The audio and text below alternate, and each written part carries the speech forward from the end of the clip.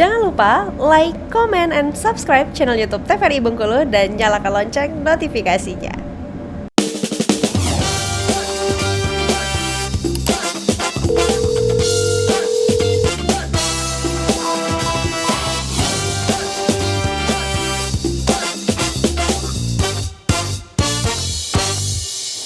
Terima kasih pemirsa Anda masih setia bersama kami di Dokter Kito bersama Kita Sehat.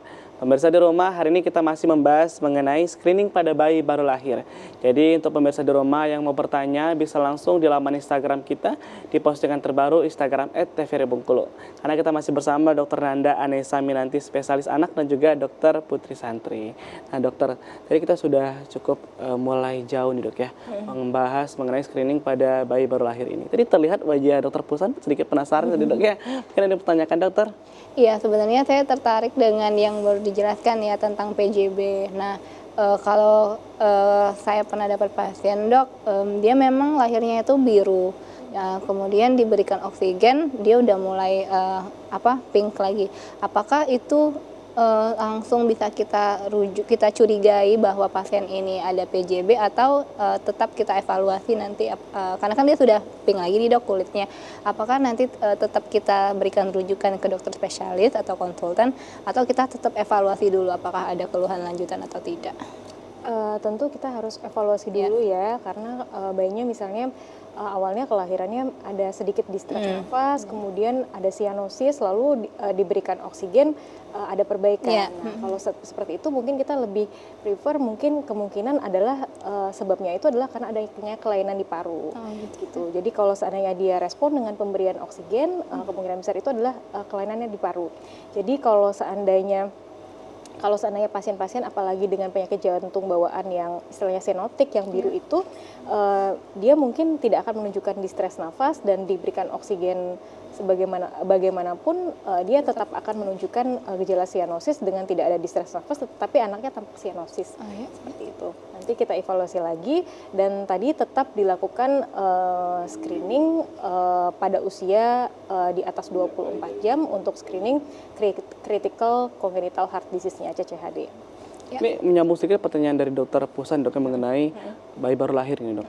Ini seringkali saya pernah temui dok ya, di keluarga tentunya ada anak bayi baru lahir bahkan yang umur 5 tahun itu terdapat bengkak di area belakang telinga dok. Apakah itu bisa dikatakan normal atau ada penyakit lain itu dok? Jadi pembesaran kelenjar getah bening ya, pembengkakan. Jadi sebetulnya harus dipastikan lagi dengan pemeriksaan fisik. Jadi setiap ada keluhan dari pasien, kita anamnesis lengkap-lengkap, kita pastikan lagi dengan pemeriksaan fisik. Jadi diperiksa betul-betul di lehernya itu apakah memang kalau seandainya memang kelenjar getah bening, dia akan teraba kenyal dan kemudian mobile.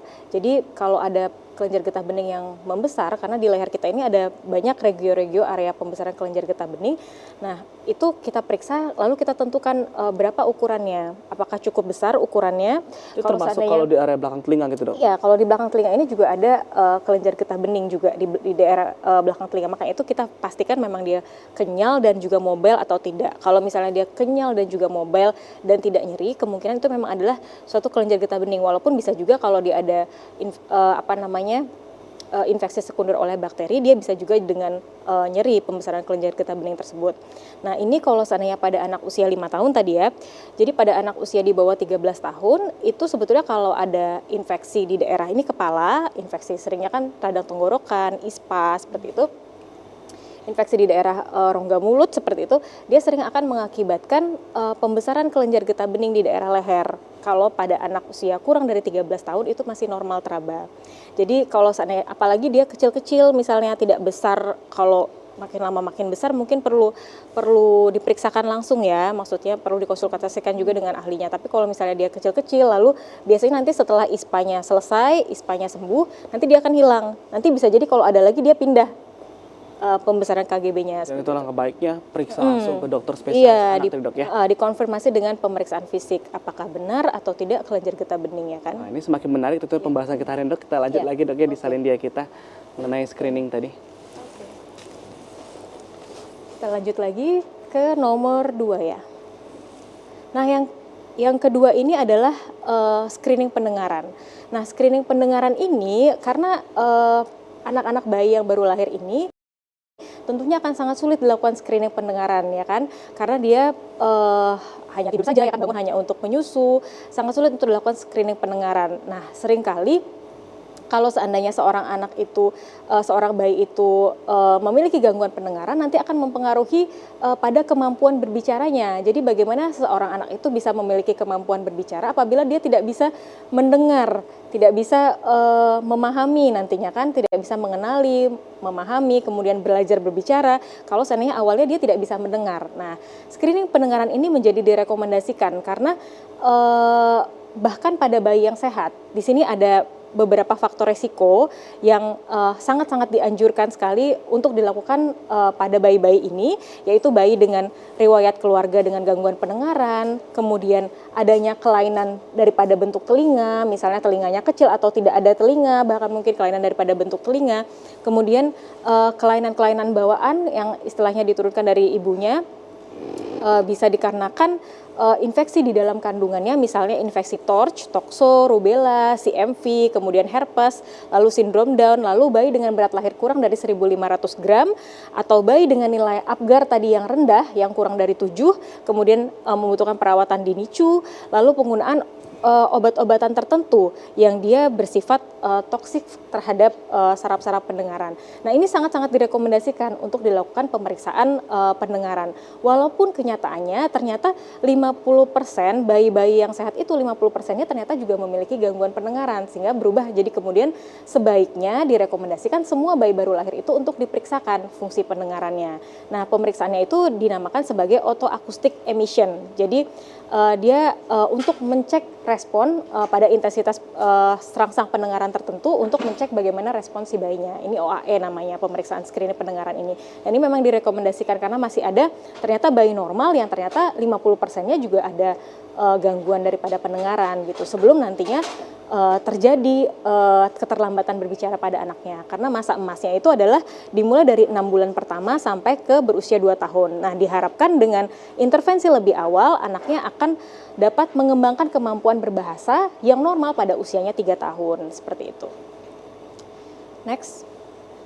Nah, ada lagi screening penglihatan. Nah, ini dilakukan pada bayi yang prematur saja ya, karena bayi prematur itu sudah melewati banyak sekali tahap rawatan pastinya ya kan di NICU. Nah, ini karena beresiko untuk terkena retinopathy of prematurity. Jadi dia salah satu penyebab kebutaan pada bayi dan anak. Nah, ROP ini. Jadi pada bayi prematur ini adalah screening yang wajib dilakukan, yaitu pada bayi yang usia kandungan atau usia gestasinya itu kurang dari 34 minggu atau berat bayinya itu adalah kurang dari 1.500 gram. Itu wajib dilakukan pemeriksaan retinopathy of prematurity. Jadi diharapkan untuk menurunkan angka kebutaan jika mendapatkan terapi yang sesuai. Seperti itu. Next.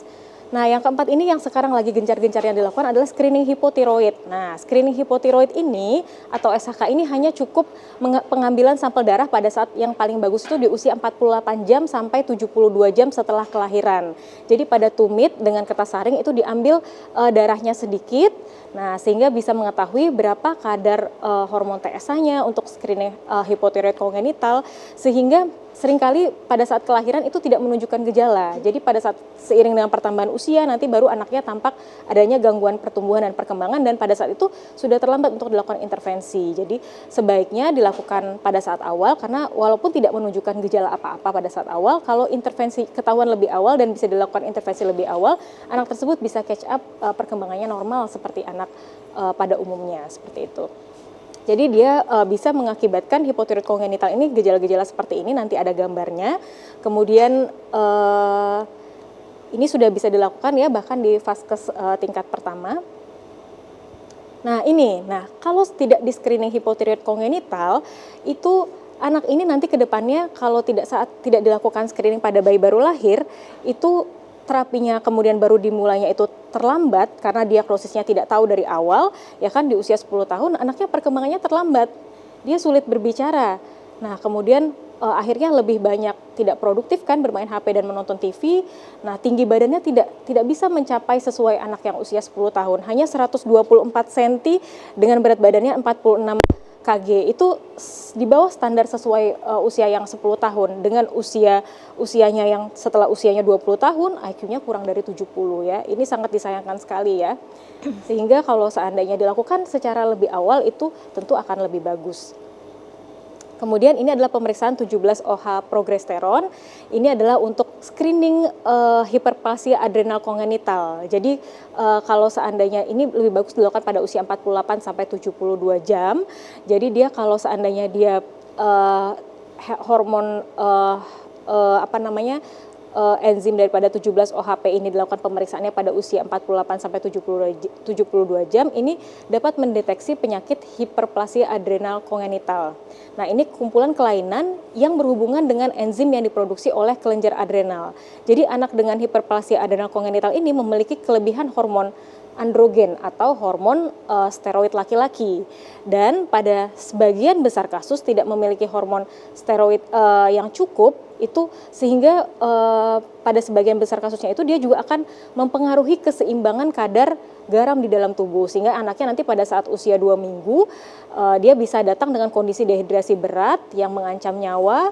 Nah, pada saat itu dan kita harus melakukan resusitasi dan bahkan bisa ada yang berakibat sampai meninggal dunia. Seperti itu. Lalu ini ada screening G6PD, ini biasanya pada anak-anak laki-laki yang kuning, itu biasanya yang kuning yang patologis ya, misalnya dari usia kurang dari 24 jam anaknya sudah tampak kuning. Nah, karena kalau pada G6PD ini misalnya normalnya sel darah merah kalau pada orang yang normal itu setiap 3 bulan itu dia baru pecah. Nah, pada G6PD ini dia ada defek daripada fungsi enzim untuk menjaga daripada dinding sel darah merah itu, sehingga dia pecah itu lebih cepat, sehingga terjadi anemia hemolitik dan akhirnya kulitnya akan tampak sangat kuning. Nah, biasanya screening G6PD ini sudah bisa dilakukan pada bayi usia 2-5 hari. Nah, ini untuk kuning-kuning yang patologis. Nah, pemerintah sedang mencoba untuk menggalakkan semua pemeriksaan screening dini ini di Indonesia. Berarti kalau gitu ada banyak sekali screening yang harus dilakukan oleh orang tua tadi dok ya. Ya. Nah mungkin orang tua itu kan kadang khawatir terlebih dahulu nih, nggak usah di screening, anakku terlihat sehat-sehat aja. Tapi ternyata banyak tadi penyakit-penyakit yang tidak terdeteksi Ya. saat bayi mungkin terlihat sehat tadi dok ya. Kita akan bahas lagi dok ya mengenai screening ini bersama Dr. Nanda juga Dr. Pusan. Untuk pemirsa di rumah, jangan kemana-mana, kita akan hadir lagi setelah jeda pariwara berikut ini. Tetaplah bersama kami di Dokter Kito.